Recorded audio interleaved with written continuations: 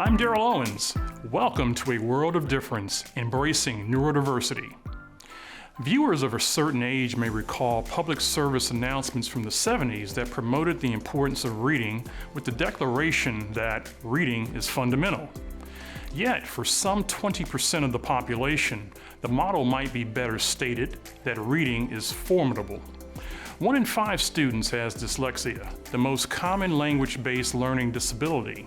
In general, dyslexia impacts one's ability to read or interpret words, letters, and other symbols. Yet, it's no indicator of general intelligence. Still, kids who can't read like their peers often suffer ridicule, battered self-esteem, and withdrawal because they stop believing themselves smart and capable. But with early intervention and the right support, struggling readers can make significant strides and discover reading to be less formidable and more fundamental to their lives.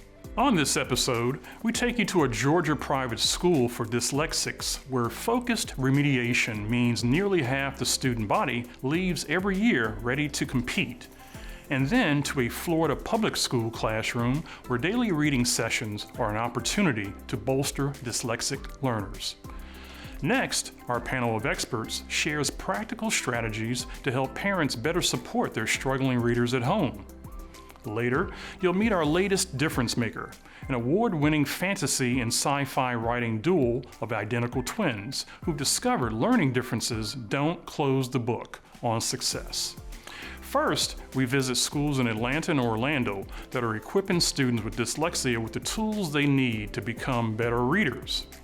Senior correspondent Cindy Peterson brings us the story.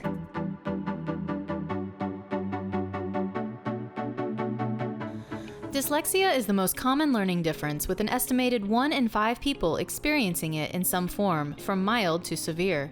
In many cases, this trait develops in the childhood years, making standardized schooling difficult and may cause that child to fall behind or feel unintelligent. So how does a child with dyslexia thrive in today's society? We stopped by the Skank School in Atlanta, Georgia, where this private school was created specifically for kids with dyslexia. Our mission has been to remediate dyslexics in the area of reading in a short-term, couple of years way. So it's more of a kind of a remediation immersion experience where they come and they do reading all day, every day, but they're able to be well remediated enough to where then when they leave us, they can go back into a mainstream setting. The school serves around 250 students each year with a 10-to-2 student-to-teacher ratio to focus on developing reading and writing skills using the Orton-Gillingham method. You know, as we're teaching this phonics, we make sure to make it as multisensory as possible. So when we're sounding out syllables, we're moving little chips down to hear all those syllables. They're playing games together with each other, really just to get it in as many ways as you can. Since we know everybody learns in their own special way, we want to make sure that we're helping them to be able to learn it in their best way. You know, on a concrete academic level, I mean, I've seen kids go to grade levels of reading in 1 year, and you just realize that that kid was kind of locked in their previous school environment, and they came to us. We were able to see more how their mind could take it in, and then they just flew, and it's incredible. On top of using these techniques to teach kids, preparing them to be integrated back into standardized schools is a top priority.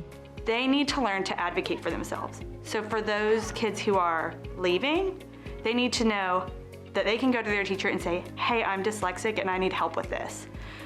So teaching them to know themselves as learners and understand what they like to do as learners and what they're comfortable with. And also for our kids who are new in 3rd grade or are still kind of getting used to the way that we do things here, teaching them that it's okay to ask questions. You know, it's okay to be wrong and it's okay to make mistakes, because that's where learning happens and that's where growing happens. The amount of growth and success stories the school has received is innumerable, leaving many parents astounded at their kids' transformation. It was just really challenging because it was hard to read and you just had to deal with people laughing at you. In kindergarten, my teachers were noticing that I was struggling to read. The one thing I did get was that I was going to be different and that I had to get tutored. I never knew what phonics were until I came here, and that just opened a whole world. I love to read now. Like, I read every day after school, and it's fun. It's fun now. It's not bad. It's been different because the teachers know how to teach dyslexia, and they're just really supportive. Even though if you not that good at reading, it's just they really support you, and even though they challenge you, but they're really loving too. And it felt kind of like you were in a story, how you went from like an evil witch to a prince, because it's magical. It really is. It's fun to be here. We get parents who are in tears. One of the most meaningful conferences that I've had was this parent was an educator at a nearby Atlanta school. We showed all the progress and we were like, look how great he's doing, and she just wept and she said, you guys have unlocked my child. Although they can serve only a limited amount of students at a time, the school invests in training teachers across the nation on how to implement these specialized learning techniques. One of the things we found out is that dyslexia is a little bit on a continuum. I always kind of say that A to Z. And there are some students that might need it broken down a little bit more and then even more repetition. So some students may need to be pulled out of a program like ours so they can get that extra remediation. We do that here at Skank. But we know that there are a lot of children in regular schools, public schools including, that are dyslexic, where if they were given this good training, they could overcome dyslexia as well. And we wanted to reach out to public school teachers who very often don't know what to do with their struggling readers because they just weren't taught in teacher training programs. So we wanted to share that information with them and how they can do that in their own regular classroom. Because moving across country and attending a specialized school isn't in the cards for everyone, the teachers at Ecclestone Elementary School in Orlando, Florida, have created a special power hour for those kids who need a little extra boost. When I'm working with students, we start, and a lot of the stuff is repetitious, just to better help those students get more practice with those particular decoding pieces of phonics. So I like to highlight the actual phonics skill that we're working on, or the sound, which is why some of the stuff I underline, and I'll have them give the sound first, just so they're constantly practicing that sound. Then I'll go ahead and let them blend the rest of the word. And if they have some difficulties, sometimes kids struggle with being able to actually hear when they're breaking up the phonics sounds, which is why sometimes I'll have them hold the sounds into the next sound, so they're actually able to hear what that word should sound like versus the different sounds broken up into pieces. While Power Hour is not just for students with dyslexia, they have found that those specifically with dyslexic traits are benefiting greatly from these methods. If we're starting to see that students aren't making the necessary gains that we would prefer for them to see, then we can start looking to see if we need to go into evaluating them and looking for an IEP or even a 504, because sometimes it's not necessarily that they have a issue with learning actually, but maybe they need a little bit more time to connect the thoughts, and that's where the 504s come in and providing the accommodations. And so with the IEPs, they get their own specialized instruction regarding whatever the evaluation comes back and the data shows that they need more support in, on top of the interventions that the school continues to provide. So when it comes to children with dyslexia, the visual supports are helpful for them. So like when a student didn't know, a lot of my students struggle with the sound of E still. So I'd always reference back to the picture of the cat on the end of the chair. So being able to have a visual support when you're teaching sounds and phonics to those kids with dyslexia will help them. Also, just body movement. So if you were to give a kid, if you're teaching like high frequency words or something, if you were to give a body movement to go along with that, I've used that strategies with some kids when teaching high frequency words, that'll help them make the connection and remember as well. It helps me know how to say words correctly, and it helps me know how to say them correctly, and it helps me a lot, making me get to a higher grade.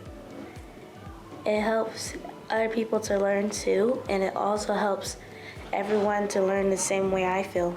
Although a public school, Ecclestone Elementary is proving that with a little extra help, every student can succeed, no matter their learning difference. Public schools can help those that need a little extra boost just by providing the constant practice. just allowing them to get the opportunity to practice in isolation, practice embedded in words, and really just allowing the children to have fun with it. Because the other piece is when they're struggling readers, sometimes they can feel defeated when it comes to reading. But if you can make it engaging, make it fun, let them understand that it's okay to make the mistake and we're gonna move on from here, then that'll really support kids with learning disability and just letting them know and reassuring them that we're gonna get through this together. For A World of Difference, I'm Cindy Peterson.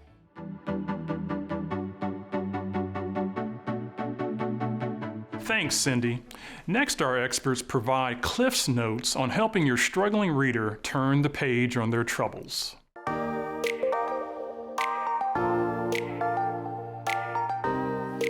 Rosemarie DeJournette is the Assistant Department Chair of General Education and Distance Learning and Professor of Reading and Literacy at Beacon College in Leesburg, Florida. She created the Torch Lab curriculum that helps Beacon students continue working on literacy throughout their general education coursework. Dr. Wendy J. Ross is a developmental and behavioral pediatrician and director of the Jefferson Center for Autism and Neurodiversity and an associate professor at Thomas Jefferson University in Philadelphia. She's a two-time CNN hero for her work helping families with autistic and neurodiverse children. And Dr. Maureen Ruby is an associate professor and Isabel Farrington Endowed Chair of Social, Emotional, and Academic Leadership at Sacred Heart University in Fairfield, Connecticut. Her work has focused on reading, special education, English learners, assessment, curriculum, and social emotional learning. So let's start the conversation with Rosemarie. At what point do children shift from learning to read to reading to learn, and how does dyslexia impact that? So our reading to learn takes place between kindergarten and third grade, where our focus is really on phonemic awareness and phonics. And then there's this belief that there's an automatic switch. All of a sudden, after third grade, students don't need phonemic awareness and phonics instruction. They're just automatically in fourth grade, ready to start reading for information and comprehension. But what we've learned through the science of reading is that we really need to be continuing that phonemic awareness and phonics through our upper grades. Students are still needing to practice that in order to be able to read effectively. They're just using more challenging text, more challenging context, but they still need that phonemic awareness and phonics built into their curriculum. So it's not so much, we have reading to learn and then, automatically there's this switch. Instead, we really want to think about it as a continuous process. All right, thank you. Dr. Ross, let's talk practical reading strategies. Should parents read aloud to their children? And if so, should they read aloud to them often? Parents should always be reading aloud to their children, even in utero, if possible, before they're born, so they get used to hearing your voice. The final common pathway of reading is the ability to manipulate sounds and words. So hearing, reading, and being exposed to reading and book handling skills are really critical for future readers to be successful. And it engenders a love of reading and a passion for it, which is really important. And it also exposes children to a lot of ideas and vocabulary, which is also critical for their academic development. So what are some tips for getting the most out of reading aloud together? Well, when I talk to parents as a general pediatrician about reading to their children, I usually recommend that reading should be an interactive process. A lot of parents will just read, but I often have them stop, ask the child to show them things on the page, ask the child questions about their expectations about what might happen, what did happen, how a character might be feeling. And if it's a rhyming book, it's always a good opportunity to pause and see if the child can remember or come up or rhyme and, bring in that phonemic awareness piece. Reading should be a social experience. It's also nice to read more passively to a child at bedtime, but it's also great to make it an opportunity to interact with your child. Thank you. Dr. Ruby, for younger kids, what are some small steps that parents can take that will yield big improvements in their reading? Well, I think that I'm happy that you asked me the question about these young children, because it's absolutely critical to pay attention to these early years. Maria Montessori said it best. She called children sponges. And early literacy development, as our previous speaker said, can start as early as in utero. So when we think about young kids, we think about what is called are referred to as the big four. We're talking about vocabulary and language ability, phonemic and phonological awareness, letter knowledge, and how print works. And so what parents can do is exactly what we just heard: reading with their children and having conversations about the reading. Oral language is at the heart of learning. So talking with your students, not to your student or at them. So for example, when you're in the grocery store, instead of just pushing the child around in the cart and throwing things in your basket, if you can just be a little bit more intentional about the experience for the child. And for example, while you all may not like avocados, I'll use that as an example, picking up an avocado, instead of just putting it in the basket saying, wow, look at this avocado. It's so dark green. Here, hold it. I want you to feel the bumpy skin. This might be really delicious on toast. What do you think? So engaging the child in that activity. Some parents may say, I don't have time for that, but we can't not take the time for that. Looking at things in the environment, if you're driving around or walking around, when you see a stop sign, pointing it out, telling your child what it means and why it's there. And so these are just all natural things that parents can do to make language fun and a focus of the relationship. Do you have burning questions about situations your neurodiverse family faces? Our experts want to hear from you. Visit our website, awodtv.org, to ask a question. We'll contact you to record you asking your question to air on an upcoming episode. Our experts look forward to providing you actionable tips that make a world of difference.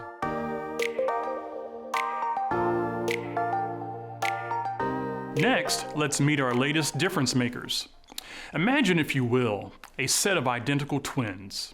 They share everything from DNA to clothing style, and they share something else too: significant learning differences. It's not the Twilight Zone you've entered, but rather the world of Brianna and Brittany Winter.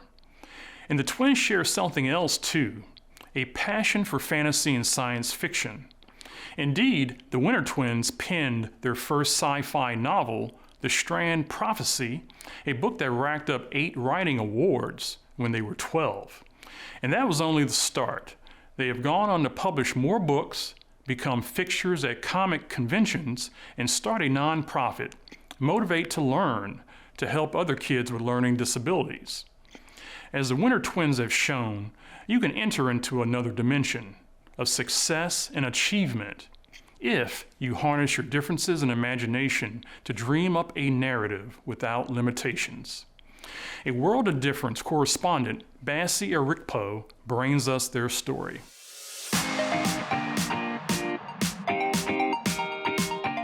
You might look at Brianna and Brittany Winter and see a pair of twins going about their day, but you wouldn't know the extraordinary accomplishments they've achieved and the extraordinary challenges they face.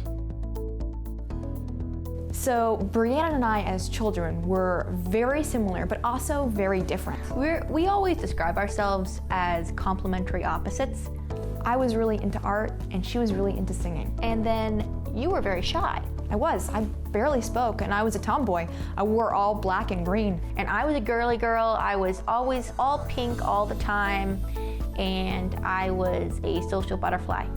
I'll tell you, even though we had those differences, the fundamentals of our twinship were always in creating and coming up with new ideas. So we started creating different science fiction ideas for worlds, and basically verbally writing from the age of 3 on. The twins have had their share of deeply unfortunate setbacks and obstacles. However, these experiences have led them to an incredible epiphany. So I am legally blind and hard of hearing. And my identical twin, my genetic identical, is not, surprisingly. our learning disabilities are also opposite. Mine affect my reading, handwriting, and processing of information, specifically with letters and spelling. I have ADD, and I didn't know this until after I wrote the book.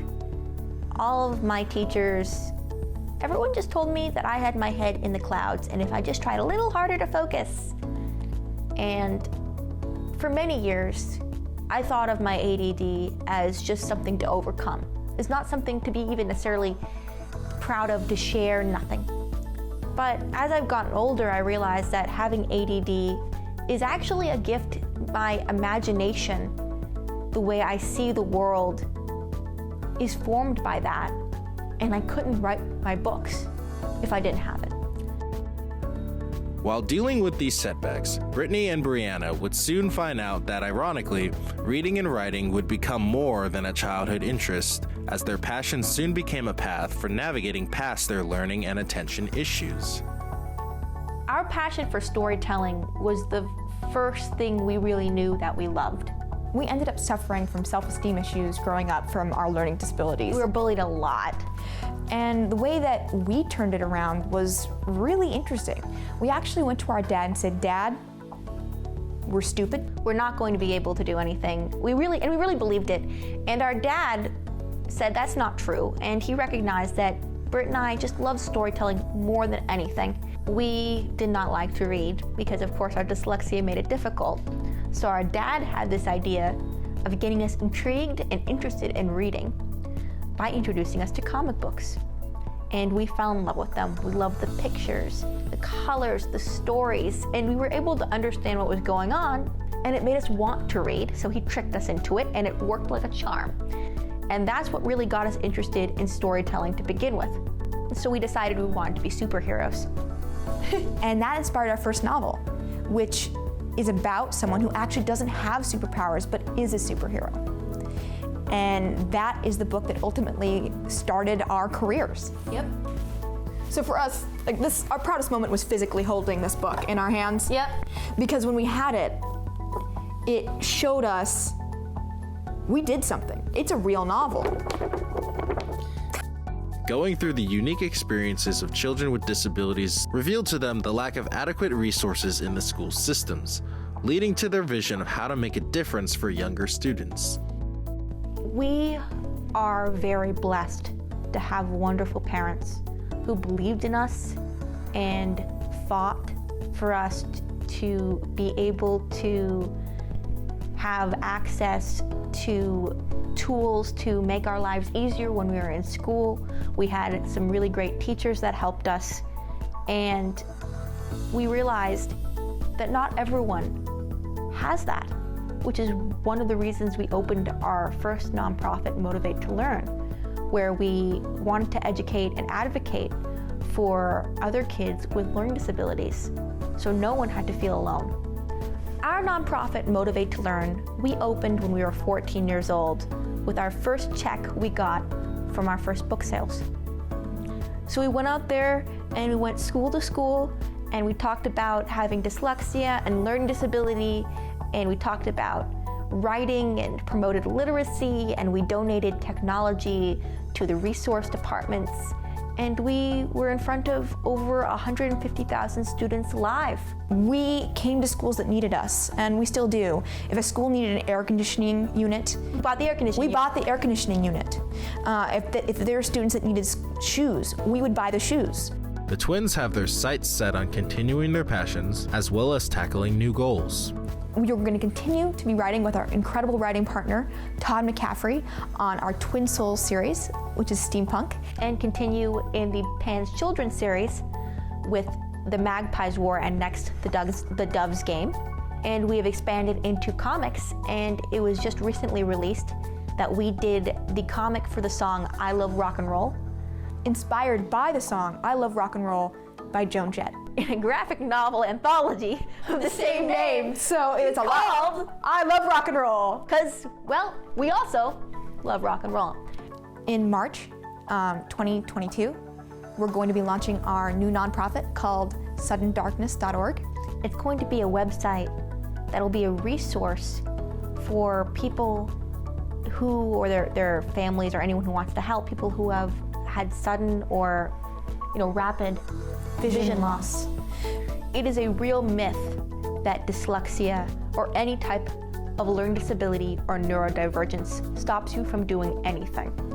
The uniqueness of vision, imagination, experience, that all made us the writers we are today. For a world of difference, I'm Bassi Arikpo.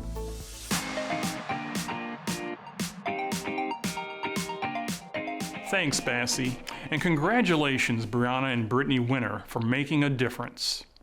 And that does it for this edition of A World of Difference, Embracing Neurodiversity. I'm Daryl Owens. I'll see you back here next time. You can watch episodes of A World of Difference on the Beacon College Facebook and YouTube channels and on the show's website, awodtv.org. The website also provides tip sheets and other resources for your parenting journey.